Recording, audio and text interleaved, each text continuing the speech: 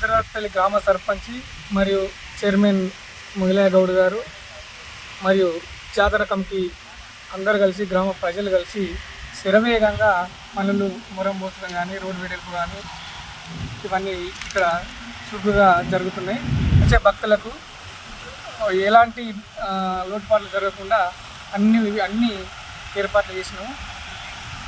కావున అందరూ చుట్టుపక్కల గ్రామస్తులు అందరూ కూడా పెద్దరాట్పల్లి సమ్మక్క సారలమ్మ జాతరకు అధిక సంఖ్యలో రావాలని మా ఊరు ప్రజల తరఫున విజ్ఞప్తి.